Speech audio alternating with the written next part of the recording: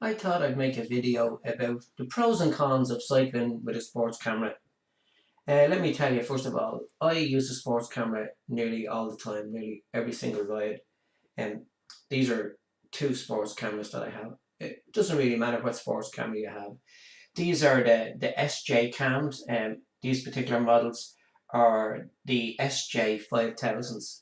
You can look them up online. They're very reasonably priced, and they're a very good quality. I've used the GoPro as well, and I lost some of them on my bike, so it was too expensive to replace them. These are much cheaper to replace. So let's have a look. Why did I decide to do this in the first place? Um, I suppose looking at the cons, the pros and cons of cycling with a sports camera, I think it's quite interesting. Now, the make of camera, as I said to you, isn't important. Rather, it's how cycling with a camera impacts on us and why would we cycle with one attached in the first place. So in this video, I'll only be speaking about my own personal experience. If your experience is different, then that's completely fine. So let's have a look at the reasons why we might cycle with a sports camera attached, in the first place. And I listed some of these reasons myself. To record a ride, to capture the scenery, to monitor my own riding and to make sure I keep to the rules of the road, to monitor any near misses, to monitor other road users and their behaviour, and to have a record in case of an accident or an altercation. Now, you might have different reasons for cycling with a sports camera, and you might share them below if you like after this video. So when I use my camera, and for the reasons listed above, then I usually feel safe and secure should anything happen to me on my ride. Now, the camera will not protect me from an accident, but at least I'll have a record, and that to me is important. I would also say that my list includes everything I consider to be positive about cycling with a camera attached. So let's have a look at what I consider to be the cons of cycling with a camera attached. And again, here's my list of what I would consider to be the negatives. You must prepare beforehand for your cycle by making sure your batteries are charged up, your equipment is secure and mounted properly, and that everything's in working order. This takes time, and it means you can't just decide, well, I'd love to head out now, because you'll not have done the preparation beforehand, and this will cost you at least an hour or maybe an hour and a half, and that's if you have multiple chargers, because I carry 8 batteries with me all the time. I have each of the batteries, because they're identical, numbered from 1 to 8, so I know that if I used one, I know, say, that the next number 2, is the one that hasn't been used. Another con is you have to have room to carry all this extra equipment. And a lot of people worry about any extra weight on the bike. So we've got the extra camera.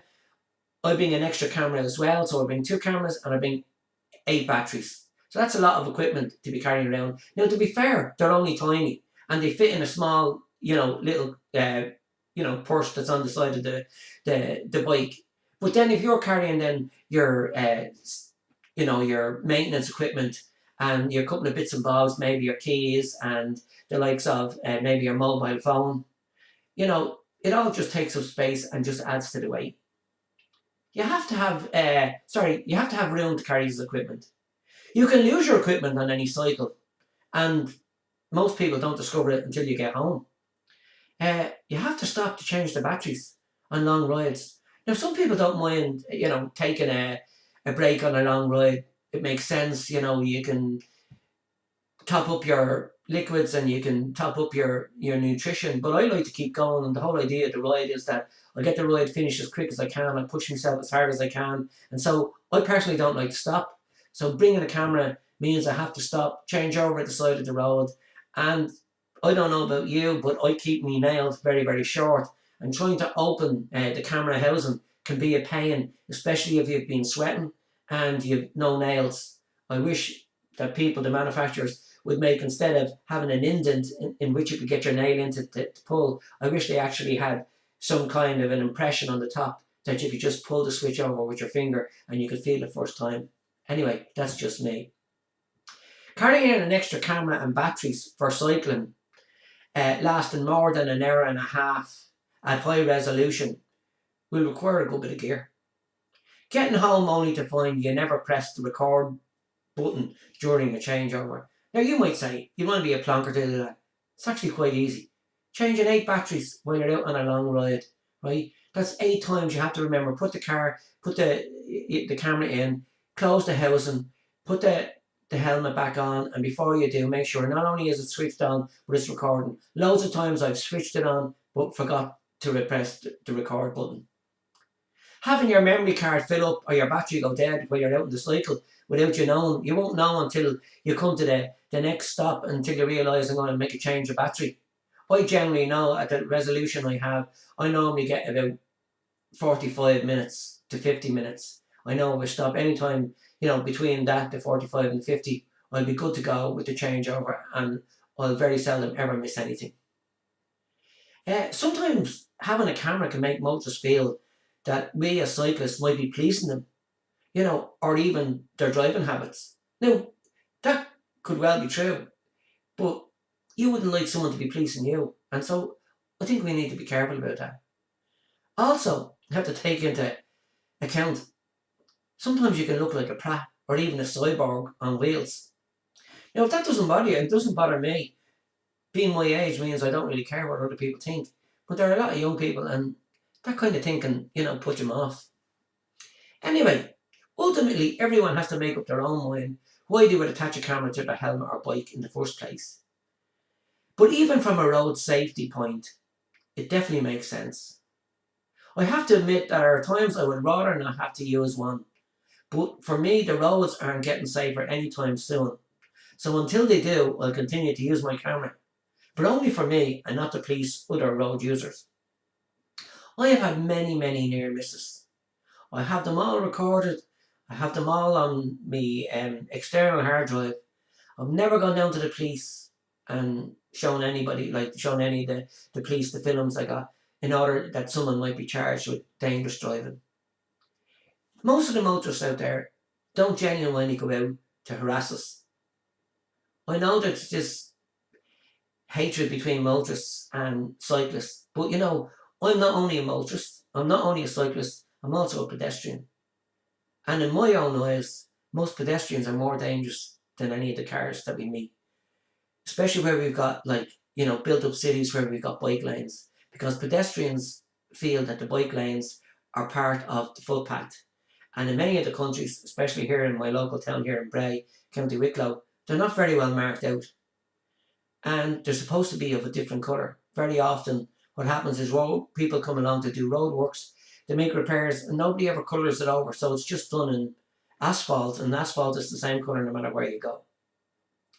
But if I wanted to really give you a very good reason for having a sports camera attached while you're cycling, is I was involved in a very serious accident. It was on a roundabout, and I was knocked off my bike. I broke my wrist, cut my legs, cut my arms, cut my hands, had multiple burns from the road on the flesh.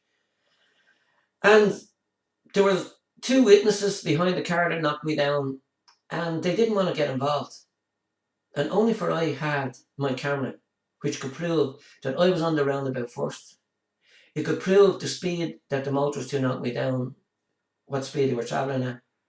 And in the end, it was all settled up outside the court, because his insurance company realised there was no point in bringing this case to court when there was so much evidence against the driver. Now the police came and they asked me, would I have the driver charged with dangerous driving? Despite their best advice, I decided against this. Now they said that if it went to court, not having him charged with dangerous driving might go against me. But I personally believe that chap never came out that morning deciding he was going to knock me off my bike. He made a mistake.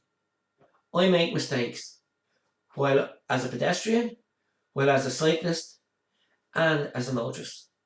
So I wanted to be gracious to him, and I decided I wouldn't do that to him. So I let him go with that. I did get sorted out by his insurance company. I was very grateful for it. I was thankful that I didn't have any serious long-term injuries. But because of that, I really think it makes sense to cycle with a camera. Obviously, I'm after telling you, that you do have to prepare beforehand, and it doesn't all go smoothly all the time, but on the time when you really need it. And you know Murphy's Law. Murphy's Law is this: on the very time you don't bring the camera, that's the very time when you wish you will have. So listen, it's up to yourself. I'm just saying, speaking from my own experience, and I'm sure that you've plenty of experience too. And ultimately, you'll make up your own mind.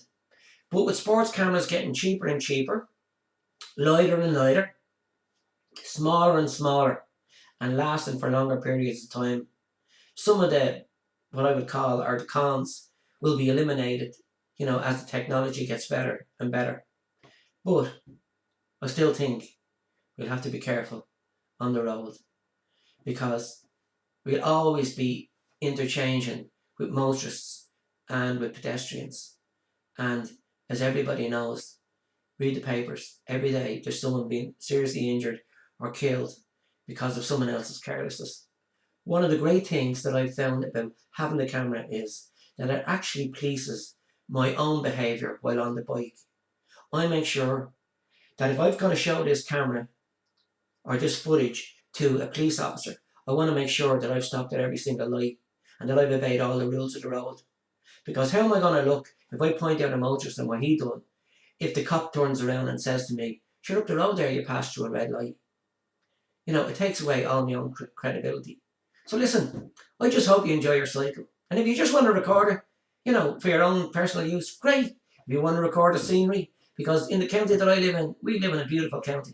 Everywhere there's countryside, and beautiful scenes, like we're surrounded by mountains and hills, valleys, waterfalls, and lakes and rivers. And it's wonderful when you get home and you can see them.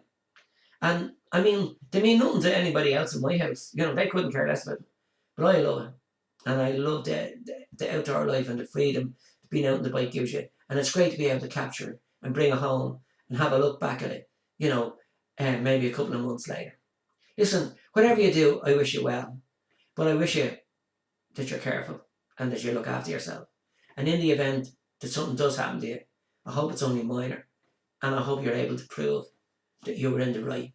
So listen, for now, take care and best wishes. Thank you.